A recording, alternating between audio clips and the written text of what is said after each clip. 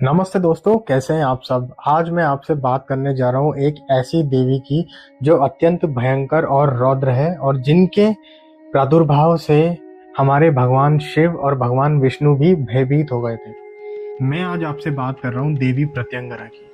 तो कौन है देवी प्रत्यंगरा, कैसे हुआ था इनका प्रादुर्भाव, ऐसा क्या सृष्टि के अंदर रचा था जिसकी वजह से देवी को ये रौद्र रूप लेना पड़ा। तो आइए आज हम ये समझते हैं एक कथा के माध्यम से। देखिए, मार्कंडे पुराण और शिव पुराण के अनुसार जब भगवान नरसिंह ने प्रहलाद को बचाने के लिए हिरण्यकश्यप का वध किया था, तब नरसिंह भगवान का गुस्सा शांति नहीं हो रहा था और वो अत्यंत विनाशकारी बनते जा रहे थे। उन्होंने ये ठान लिया था कि दुनिया के अंदर जितने भी दैत्य हैं, असुर है, दानव हैं, वो सबका संहार कर देंगे।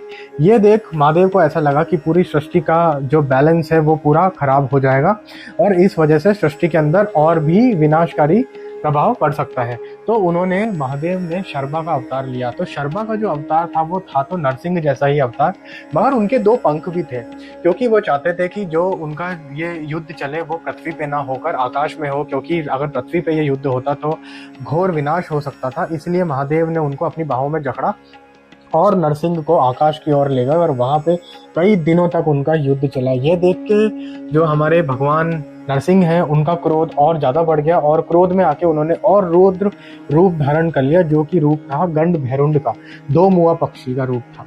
तो गंड भैरुंड पक्षी भी था और उसके पंजे बहुत ताकतवर भी थे। कई दिनों तक दोनों के बीच में बहुत भीषण युद्ध चला और ये देख के सारे देवी देवता परेशान होके माँ आदि पराशक्ति के पास गए। तब माँ जगदम्बा ने एक रौद्र रूप धारण किया, जो कि रूप था महाप्रत्यंगरा का। प्रत्यंगरा का मतलब मैं आपको बताता हूँ क्या होता है। प्रति का मतलब होता है उल्टा और यंगरा का मतलब होता है अटैक। तो जब माँ का प्रादुर्भाव हुआ, भगवान शर्वा और भगवान गंड भैरुंड के बीच में माँ प्रकट हुई। माँ ने दोनों का गला अपने हाथों से पकड़ा और दोनों से ये विनती करी कि आप में जितनी भी शक्ति आप सारी लगा दीजिए। मैं आज ये देखना चाहती हूँ कि आप लोगों में कितनी शक्ति है और कौन जीतता हो। तो दोनों भगवान शिव और विष्णु ने बहुत प्रयत्न करा, मगर वो आदि पराशक्ति के सामने ध्वस्त हो गए और ये देख के वो अपने सौम्य रूप के अंदर वापस आ गए। तो उन्होंने माँ से क्षमा मांगी और सृष्टि का संतुलन वापस आया। तो ये थी माँ प्रत्यंगरा के प्रादुर्भाव की कथा। अब मैं आपको कुछ और खूबियां बताता हूँ प्रत्यंगरा रूप के बारे में। देखिए, आप तंत्र शास्त्र पढ़ेंगे, रुद्रयामल तंत्र पढ़ेंगे, उसके अंदर देवी का उल्लेख दिया हुआ है। तो जो आपको अगर नेगेटिव एनर्जीज होती है, अगर तंत्र काटना है, विपरीत तंत्र किसी पे करना है, या फिर किसी पे ब्लैक मैजिक करा हुआ है जिसका कोई भी रिजल्ट नहीं निकल रहा, कहीं से भी आपको हल नहीं मिल रहा, कोई उम्मीद नहीं लग रही, तो प्रत्यंगरा देवी का हवन करवाने से, अनुष्ठान कराने से ऐसी बड़ी से बड़ी समस्याएं भी खत्म हो जाती है।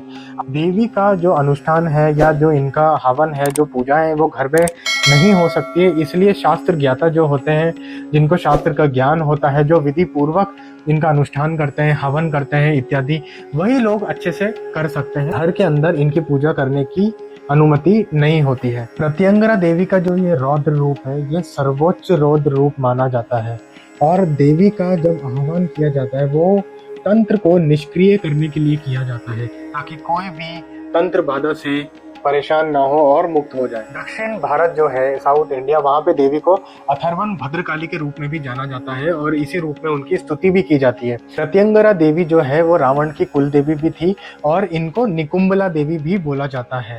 रावण जब भी कभी युद्ध करने जाता था तो सबसे पहले देवी का अनुष्ठान करके इनका आशीर्वाद लेके जाता था। देवी के दो प्रमुख मंदिर का उल्लेख हमें मिलता है, जो कि एक तमिलनाडु के अंदर है और दूसरा उज्जैन के अंदर है। उसके अलावा बैंगलोर और हैदराबाद जैसी जगहों में भी हमें देवी के बहुत ही प्रसिद्ध मंदिर मिलते हैं। देवी को शत्रुओं से और बुरे तंत्र प्रभावों से बचाने वाली एक रक्षक के रूप में भी देखा जाता है। इसलिए इनका अनुष्ठान जितना भी तंत्र बाधा है उनसे मुक्त होने के लिए किया जाता है। महाप्रत्यंगरा देवी धर्म, सत्य, दोष रहित न्याय का प्रतीक है। देवी न्याय की स्थापना करती है और ब्रह्मांडीय संतुलन को बनाए रखती है। जब ब्रह्मांड का संतुलन बिगड़ने लगता है तब देवी खुद अपने रौद्र रूप में प्रकट होकर अपने भक्तों की रक्षा करने के लिए आती है। और देवी का प्रकोप उन लोगों पर होता है जो अन्याय करते हैं और दूसरों का नुकसान करते हैं। प्रत्यंगरा देवी जो है भक्तों के कर्मों को भस्म कर देती है और उनकी प्रार्थना का उत्तर देती है, बशर्ते वो धर्म और कर्म के मार्ग पर रहें और अपने इरादे सही रखें। तो भक्तों, कैसी लगी आपको ये कथा? ऐसी ही और रोचक कथाएं मैं आपके लिए लेके आने वाला हूँ, मगर उसके लिए आपको मेरा चैनल सब्सक्राइब करना पड़ेगा। प्लीज लाइक और कमेंट करना ना भूलें। जय माता दी।